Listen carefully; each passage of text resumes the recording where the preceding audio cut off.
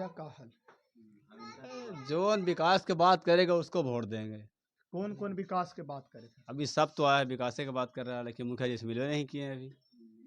तो हर वो आते हैं भाई, बड़ा आदमी के पास जाते हैं, हमें से कोई मतलब ही नहीं है, तो हमको उसको मतलब नहीं है। तो हर मुखिया उम्मीदवार पंचायत में काम करवे करते तब वोट मांगने की जरूरत नहीं, कोई से पूछते तो सीधा बोलता है कि उसी को वोट देंगे। आप खुद समझदार हैं, समझ लीजिए। अगर काम नहीं कीजिएगा तो आप वोट के लिए आपको परेशान होना पड़ेगा, घर का ही वोट नहीं मिलेगा आपको। मैंने ये कहिए ना कि सोझे सोझे आप कह रहे हैं कि ये जनसुराज के उम्मीदवार हैं, मुखिया रहे तो काम नहीं नहीं, जब करवे करते तो आपको वोट के लिए तड़पना नहीं पड़ता या आशाहीन नहीं होना पड़ता, आपको यही पंचायत का पूरा वोट मिल जाता। लेकिन कहीं ना कहीं आप नहीं किए हैं काम, इसके वजह से आपको भी माने मतलब मलाल है कि वोट नहीं मिल पाएगा। आप सब देखना शुरू कर दिए हैं एडीआर मीडिया बिहार, और आज हम हैं इमामगंज में। हाल है इमामगंज में आप लगातार देख रहे हैं कि इमामगंज के अलग अलग हिस्सों से हम लोगों से मिल रहे हैं और बात कर रहे हैं। यह जो उपचुनाव है जिसे बिहार विधानसभा के सेमीफाइनल के रूप में देखा जा रहा है, तो उनकी स्थिति क्या है। और अभी हम हैं सैफगंज में।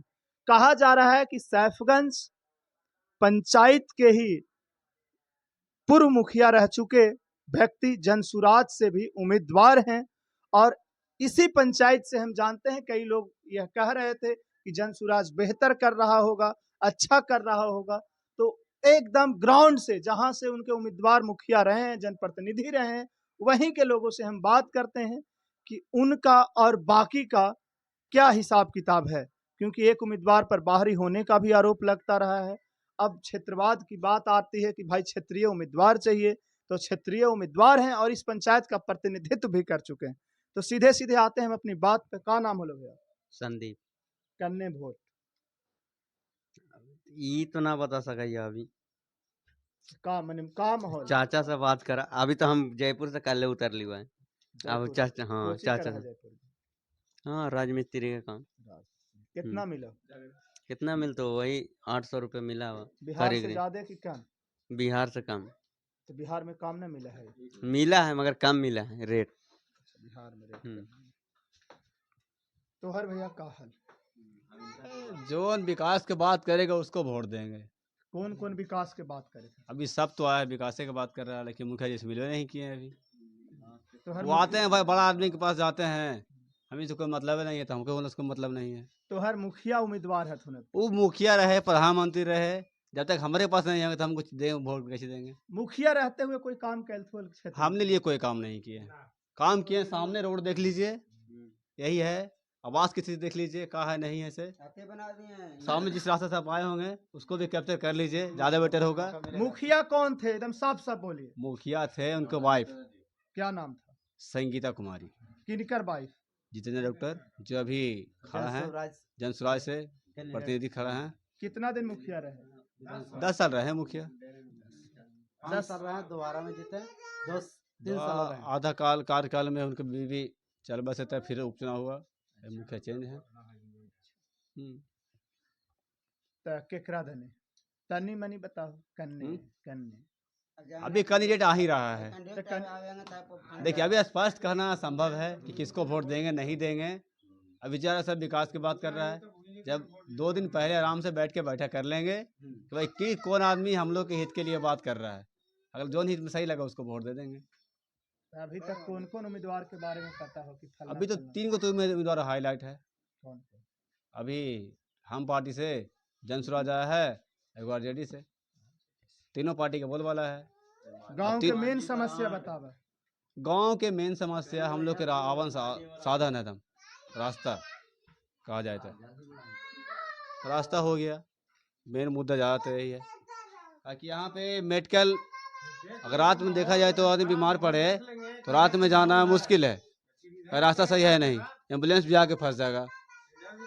तो पहले तो रास्ता देखा जाए, ताकि साधन रहेगा तभी आदमी कहीं से निकल करेगा। बस बाकी तो बहुत सारा समस्या है, पूरा ग्राउंड घूम लीजिए। आवास का हो गया, और कोई है राशन कार्ड का तो स्थिति जान रहे हैं आप, घुसखोरी वाला सिस्टम आया हुआ है। जीतन राम मांझी यहाँ के विधायक रहे। तो विधायक है तो ग्राउंड लेवल पर नहीं आ सकते हैं, ग्राउंड लेवल के लिए हमारे मुखिया हैं, वार्ड सदस्य हैं। तो अब काम को क्षेत्र में बड़ा काम किए हैं, जिससे बड़ा कि काम आपको- तभी जल्दी सुने कि पुल का निर्माण हुआ, रेलवे लाइन पास हुआ आपका गया से डाल्टनगंज के लिए, तो वो तो सिर्फ फंड पास करवा सकते हैं। लोकल काम तो देखना मुखिया का काम है, वार्ड के देखना काम है। वोट कौन नाम पर दीजिएगा, विकास के नाम पर या फिर नहीं, विकास जातिवाद तो सब जातिवाद अपना देखा जाए तो, लेकिन विकास जो करेगा उसको वोट देंगे, सबके हित में काम हो। क्या नाम होले भैया? राजू कुमार। सैफगंज के मुखिया पति जो पहले मुखिया रहते उनकर पति विधानसभा के उम्मीदवार है।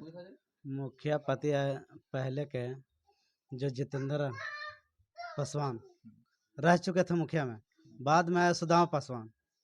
सुदामा पासवान के 2 साल के मिलने के बाद में अभी कुछ नहीं हो पाया, कहीं कि उनके हाथ में कुछ नहीं बचा था, लेकिन फिर भी जितेंद्र मुखिया के हाथ में सारा चीज़ बचा हुआ था। अभी भी सार्वजनिक जो काम किया है, सो विधानसभा से अभी जो भी अभी केंद्र में बैठ गए जीतनराम मांझी से केंद्र की अभी बात करें, केंद्र में बैठने के बाद में अभी सार्वजनिक का पुल का निर्माण हो गया, सारा चीज़ निर्माण हो गया, वो तो आप बढ़िया काम करके गए हैं। लेकिन अभी के बात में जो कहा जाए, जब दीपा चाहे रोशन मांझी, जो भी दुगो में कोई भी कैंडिडेट आएगा तो दीपक जो होता है सार्वजनिक काम में आ जाएगा, कुछ जो होगा तो बड़ा काम करेगा, लेकिन गांव मोहल्ला के नहीं देखेगा।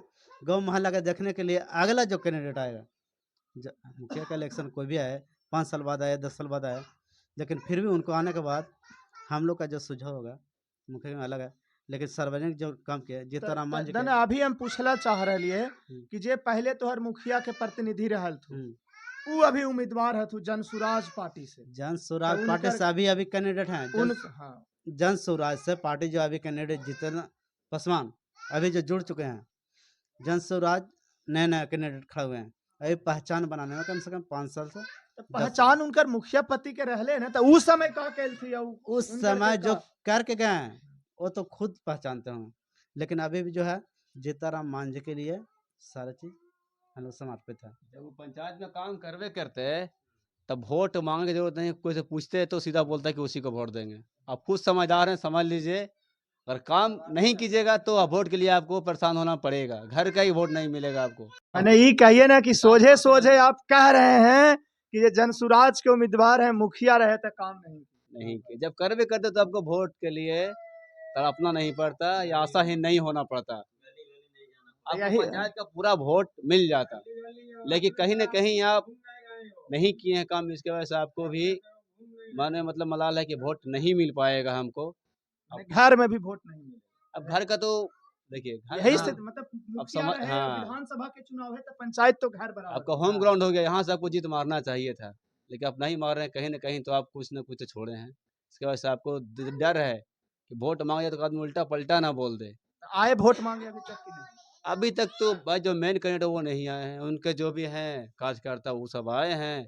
भाई चलिए वहाँ वहाँ है, और जब यहाँ सभा लगाइएगा तो हम कहीं और से आदमी काहे लाएंगे, यहाँ आदमी अवेलेबल नहीं है। आप हमारे टंकी के पास आइए, सभा लगाइए, गांव के आदमी जाएगा। आप सबगंज लगाइएगा तो यहाँ से आदमी कैसे लेके जाइएगा, फिर बोलिए कि मेरा सबगंज का ही है। आपको बगल में आपका जगह नहीं है तो अलग बात है, जगह है और जगह नहीं भी तो आपको गलती है। आप कहा नहीं बनाए पंचायत सभा भवन, उस लायक जगह बनाते, सरकारी कोई भी आदमी आता या आप भी आते ठहरते, आदमी वहाँ से बैठता। आप जाके देख लीजिए, जो भवन बन रहा था वो आधा पर रुक गया है, जो ज़्यादा स्थिति में है वो भी ज्यों का त्यों है, अभी तक बना नहीं। आदमी का अगर इमरजेंसी में देखा जाए तो बार बार आ जाए, बार बरसात में तो आदमी कहाँ रुका है।